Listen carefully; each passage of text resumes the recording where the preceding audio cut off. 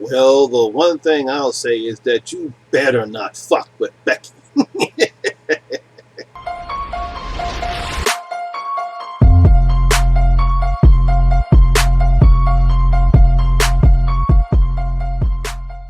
Hey, horror fans, once again, it is me, the Horror Miser Monty G. It's time to do another movie review. We're going to review the latest home invasion horror movie, Becky. Now, Becky is a 2002 American action horror movie film. It was directed by Jonathan Millot and Carrie Muran. It was written by Nick Morrison Lane and Ruckus Sky. It stars Lulu Wilson, Kevin James, yes, Kevin James from The King of Queens, Joe McHale, and Amanda Brugel. Now, the movie is about a teenage weekends at a lake house where her father takes a turn for the worse, where a group of comics wreaks havoc on their lives. Yes, it's another home invasion horror movie. Now, we've seen our fair share of home invasion action thrillers in the horror genre. They have a simple plot. A couple of families stay in a secluded home in their cabin with neighbors living miles away and very little or no cell phone reception. Suddenly, bad guys and girls invade the house looking for a hidden item, money, or both. That's the basic setup of all these home invasion horror movies. Now, we've seen this plot in The Strangers, You're Next, and Hush. Now, directors Jonathan Millot and Carrie Moran bring us the latest entry into the subgenre, simply called Becky.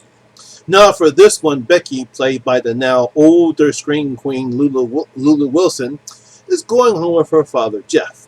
Now, Becky is a very angry teenager. She's still grieving over the death of her mother, and to make matters worse, Jeff has invited his girlfriend Kayla and their son over to dinner. Even to make matters even worse, he tells Becky that he and Layla are getting married. And let's just say Becky is not happy about all this.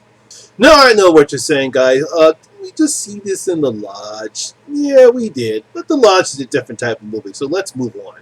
Anyway, while Becky's having a tantrum chapter in her fort, bad guys led by neo-Nazi Dominic, who just broke out of his prison with his boys, assault Jeff and Kayla in their home.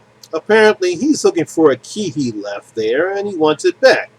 We can guess what might happen to the family if they don't cooperate. Apparently, he used to live in this particular lake house that Jeff and Kayla and Becky are now at right now, and he can't find the key because Becky has it.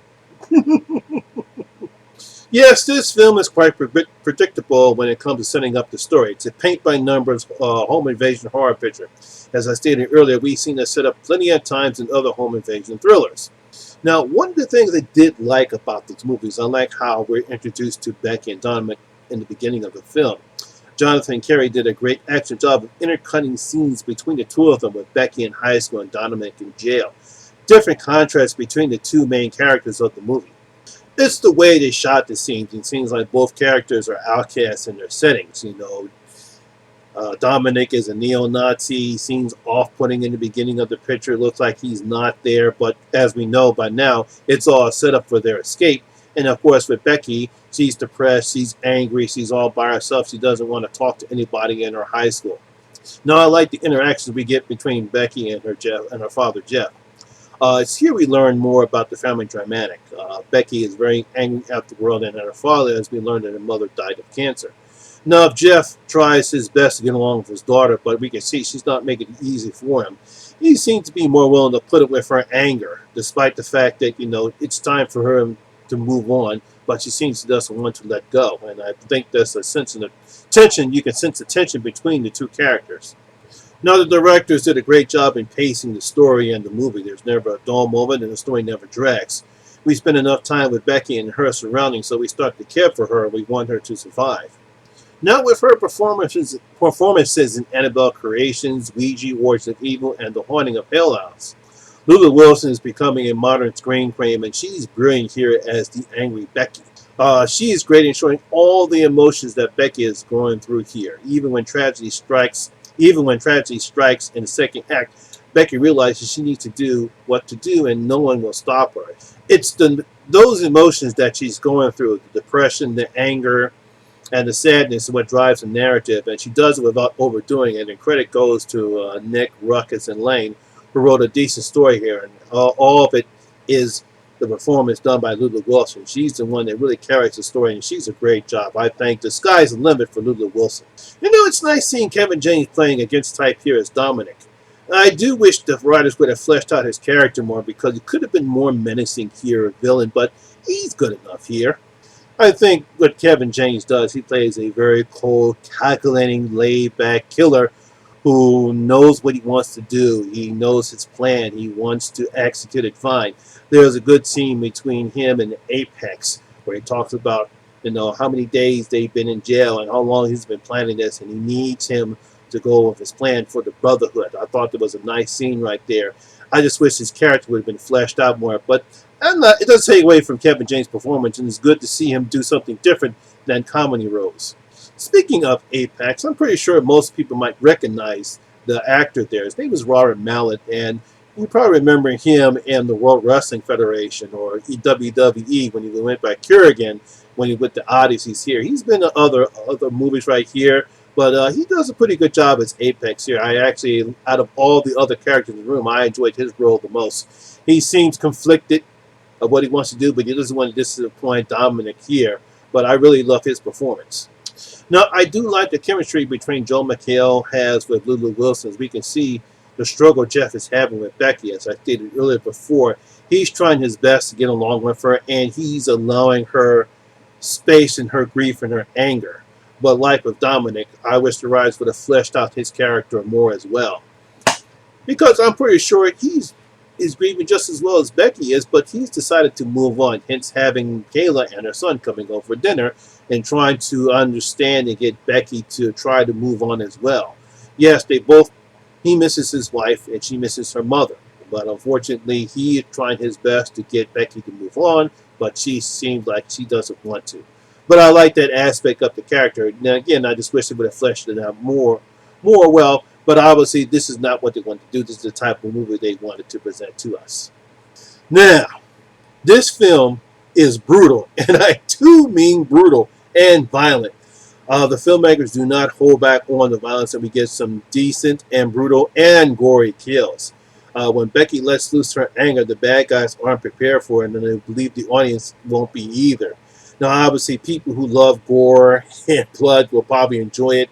But yeah, I think what makes it more believable, because you would think that you have these very experienced criminals, especially Dominic, are probably underestimating a child such as Becky is, but because of her anger, because of her depression, because of what's happening in the film, the filmmakers make it believable that this 13-year-old girl can actually kick ass. And when Becky kicks ass, she kicks ass.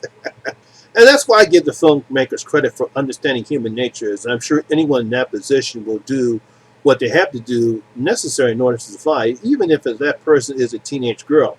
Some people might not believe it's impossible for a 13-year-old girl to do the things that Becky does in this film, but because the situation is and how the writers do it and how the movie is paced, it makes it believable.